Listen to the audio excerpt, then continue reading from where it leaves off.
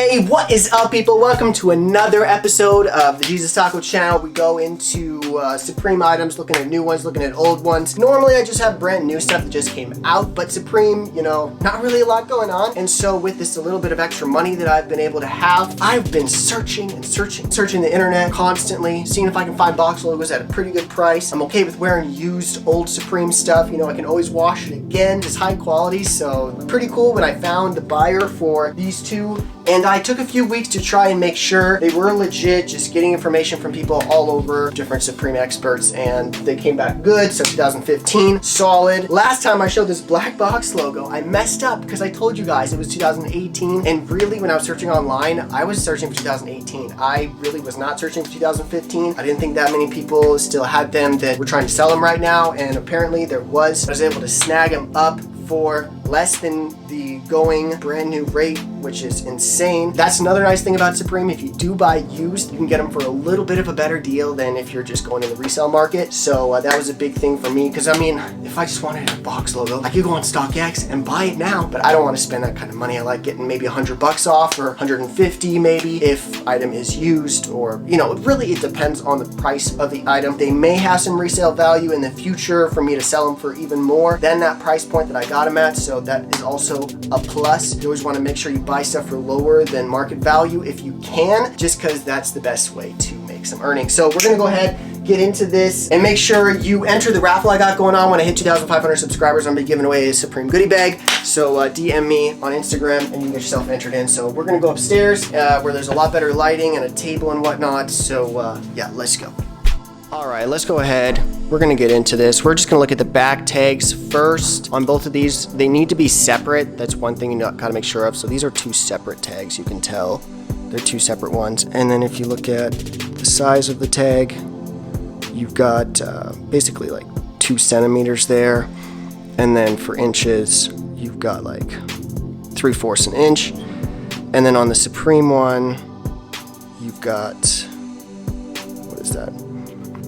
Little shy of 2 inches. So there we go. This one is a size medium, fits me great. Then on this other one, this one here, they did stitch them separate more than on this black one, and that is okay. That's just gonna happen with just a lot of people making these and whatnot. They're not gonna be all exactly the same. So we have 3/4 an inch on that one. Obviously should be a little less than 2, yeah, just shy. And then this one was a size large, my preferred size, but yeah, size medium is good on this particular crew neck. And next we'll just look at the front of the box logos. You've got your stitching here, and when you look at that P, it goes, you know, you got a full oval in the side of that P, and you can just kind of tell the grain that's on there. There's not really any sort of pattern or striping in it. That red is pretty solid, you know. It's got like diagonals or whatnot, but that is about it. And yeah, you want to make sure that they all line up really nice. This is a legit one, so that's what the Supreme is gonna look like, or should look like. And then if you look at the black one, again, you don't have any sort of really extreme pattern on the solid black embroidery. You just got a nice, I don't know, like diagonals again, almost like a denim in a way. And then yeah, that P, you got the full oval. Want to make sure that all the letters are lining up really nice on there. And yeah, so that is the black one. And then you got the back of the box logos, the red and the black. And then if you look closely, you should see a stitch line in between the top of the black embroidery and the bottom around the edge. You should see like a white sort of line all the way around. It's going to be a little bit messy, a little loose threads here and there, but overall should be fairly clean, not anything perfect. And then on the red one, again, you've got that line stitched in all the way around. It's all wonky, whatnot. Everyone is going to be a little bit different. And yeah, you got your stitching and whatnot, a little bit loose there. This here is just a stitch come undone a little bit. That's kind of a bummer, but that's what happens when you wear it. These have been worn, washed, like, yeah, a bunch of times. And then if we're looking at the little tags on these, they are gonna be different than the 2018. Well, pretty much all this stuff is gonna be different. Go ahead and look at these wash tags. These ones have been through the wash a bunch, so you've got this little black cut line on the top of this one, this black one, where it used to be folded down. Let's see if I can do this. Anyways, yeah, it was folded down and it was sewn in like that, and so that stitch line was not visible when you first purchased it. And as you can see, there's all the text for the black one, 100% cotton, and the heather you have 90% cotton, 10% polyester because of that blend. And you see on this tag where it's starting to come undone a little bit on that wash tag. You see that stitching is coming off, that black line is becoming exposed. So now, yeah, it looks like a stitch if you don't get close up on it, but it's just a print for them to know where to cut that. And so then we'll just look at the backs of both of these. Oh, this black one does not want to flip. There we go. So the back of those are going to be looking like a nice good view for you. All stitching really well. It's a separate stitch line than the actual stitching of the fabric. On both of these, you see it's just one black stitch. Yeah, I wish they would have just cut this. I might just cut it myself, but I want to do this video to show you guys what happens when you actually wash the 2015 crew neck. And then one other thing you want to make sure of is that you do have this ribbing on the inside. You see there's the inside, you got all this nice sweater material, and then you've got the middle ribbing underneath the arm, basically. It goes all the way up, nice stretchy fabric. And then lastly, we just have these little tags, these little black ones and the red one. Yeah, little tiny Supreme tags.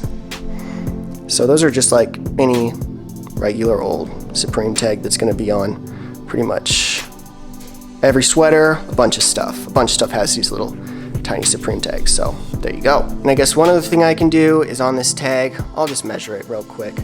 So from the stitch line to the very bottom, you have a little over an inch and a quarter almost. And then on the millimeters, yeah, you guys can look at that. What is that? Oh, whoops. Gotta get it right. That's about right, I think, right? Pretty much? Yeah, so it's pretty much 5.5. And width, we'll just do that real quick. Both of these are gonna be exactly the same on the black and the heather one, but you have basically 2.5, and then for inches, you've got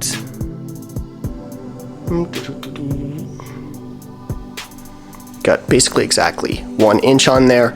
So yeah, both those are same width and whatnot. So good times. Let's go back. Welcome back down. Before I let you guys go, I do want to shoot some positivity at you from the YouVersion Bible app. It's not that I'm crazy about pushing the Bible on people or saying that you have to say some prayer to be able to go to heaven when you die or something like that. I think that we are what we create ourselves to be each and every moment. We create ourselves into the future us. I mean, it's pretty simple if you think about it, but it's also pretty cool if you think deeply about it. So after a while of just thinking deeply about the future, about life, I'm a very curious person. My mind just goes everywhere all the time, running wild, but that's okay. I'm just, you know, more motivated person, but just been searching out the truth of the Bible, seeing what it really says, and the one thing that I can pull from the Bible that is good is that the way that Jesus showed of life, of loving other people and caring about other people, is the best way to live. It just really gives you joy, gives you genuine